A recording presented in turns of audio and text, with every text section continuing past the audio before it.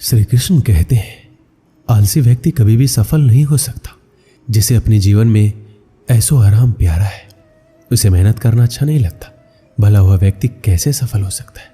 इसलिए अगर आप कोई काम करना चाहते हैं तो अभी से आलस्य त्याग दीजिए।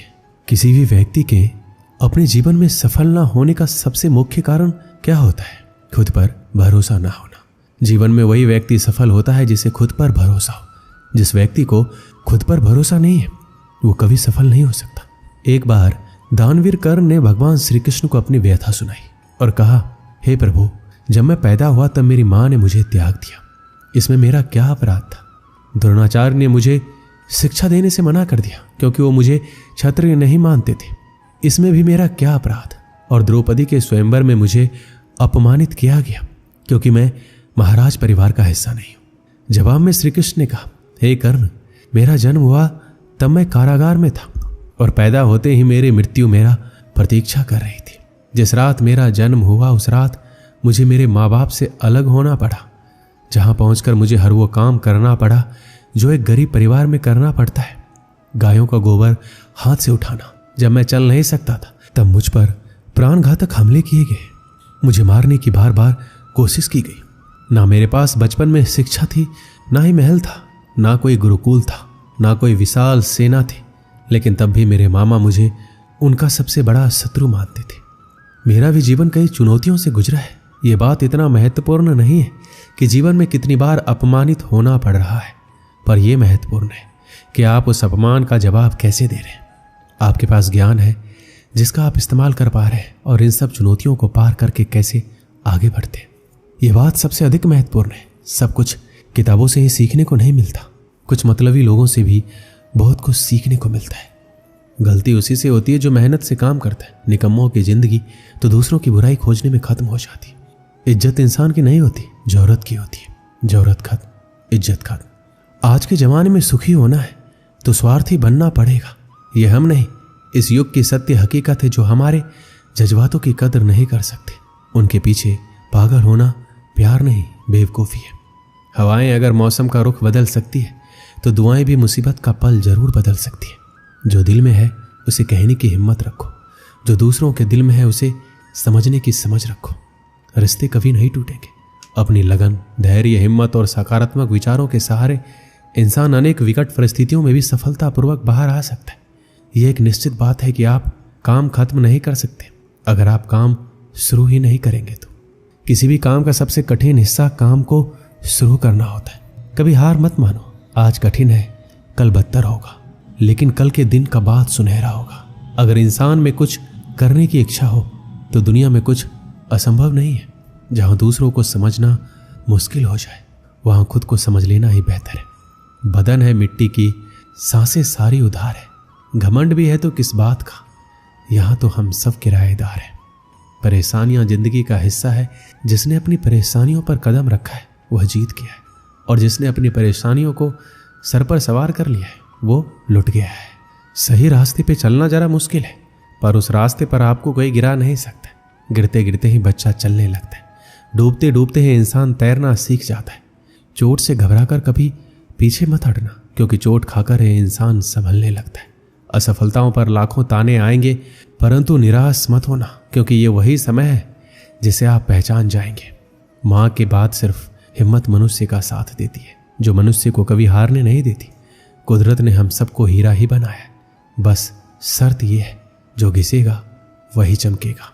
सब कुछ किताबों से ही सीखने को नहीं मिलता। कुछ मतलबी लोगों से भी बहुत कुछ सीखने को मिलता है। कभी भी किसी जरूरतमंद को अपनी चौखट पर जलील मत कीजिए, क्योंकि ऊपर वाला कटोरा बदलने में देर नहीं करता। आज रास्ता बना लिया है, कल मंजिलें भी जरूर मिलेगी। हौसलों से भरी ये कशिश एक दिन जरूर रंग लाएगी। इस संसार में कुछ भी स्थिर नहीं है, ना समय, ना प्रेम, ना घृणा, ना ही संबंध। कोई आपको ना समझे तो चिंता मत करना, क्योंकि अच्छे लोग और अच्छी किताबें हर किसी को समझ में नहीं आती। मित्रता कोई स्वार्थ नहीं बल्कि एक विश्वास है, जहां सुख में हंसी मजाक से लेकर संकट में साथ देने की जिम्मेदारी होती है। यहाँ झूठे वादे नहीं बल्कि सच्ची कोशिश की जाती है। सच्ची बात बोलने वाला और सही राह पर चलने वाला इंसान हमेशा दुनिया को कड़वा लगता है। प्रशंसा चाहे जितना भी करो, लेकिन अपमान बहुत सोच समझकर करना चाहिए। लगन छोटा सा शब्द है, जिसे लग जाती है उसका जीवन बदल जाता है। जब रिश्ते रुलाने लगे तो उसे नजरअंदाज करना सीखो, जिंदगी बहुत आसान हो जाएगी। दुख आने से पहले ही दुखी होने वाला व्यक्ति आवश्यकता से अधिक दुख भोगता है।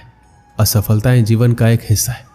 अगर आप कभी असफल नहीं होंगे तो आप कभी सीखेंगे ही नहीं, और जब आप सीखेंगे नहीं, परिणाम स्वरूप आप में बदलाव नहीं आएगा और ना ही आप कई चीजें सीख पाएंगे।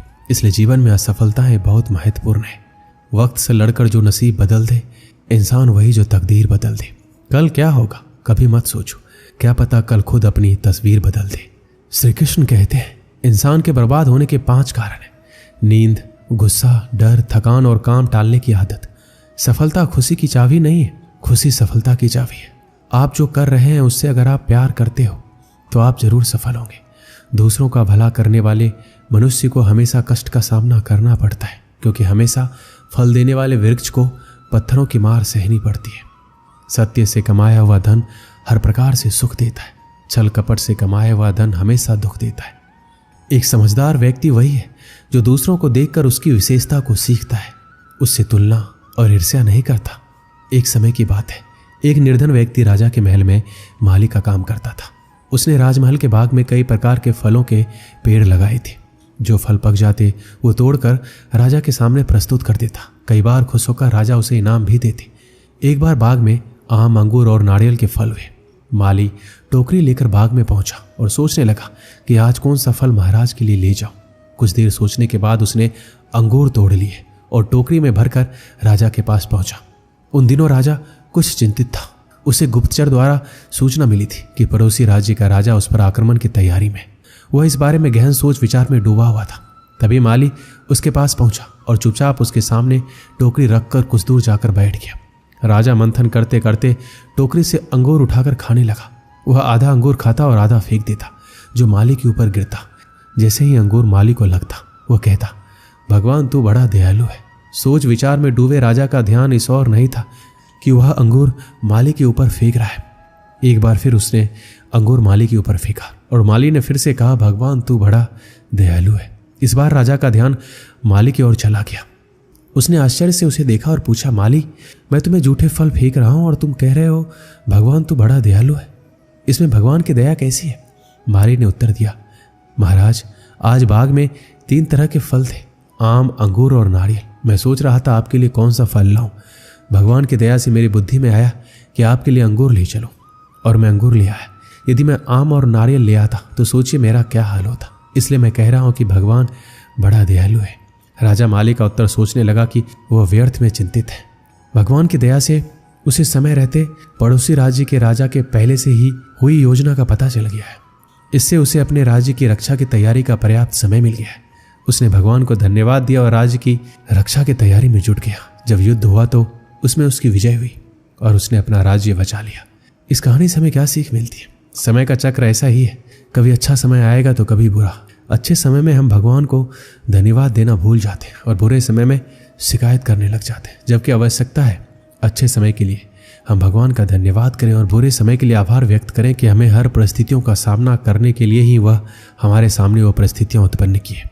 छोटी छोटी परेशानियों का सामना करके हम बड़े मुसीबतों का सामना करने योग्य बन पाएंगे। इसलिए जीवन में आने वाली छोटी छोटी समस्याओं से घबराएं नहीं, सकारात्मक रहकर समस्या के निवारण के बारे में चिंतन करें, योजना बनाएं और निवारण में जुट जाएं। बुरी परिस्थितियां आपकी दृढ़ता की परीक्षा है। ऐसे समय में टूटे नहीं, ये साबित कर दें कि आप हर परिस्थितियों का सामना कर सकते हैं, उससे उबर सकते हैं और जीवन में आगे बढ़ सकते हैं। जीवन की उबड़ खाबड़ डगर पर चलकर ही आप दृढ़ और मजबूत इंसान के तौर पर खड़े हो पाएंगे। दोस्तों, इस वीडियो में बस इतना ही। मिलते हैं अगली वीडियो में। अपना ख्याल रखिएगा। जय श्री कृष्ण।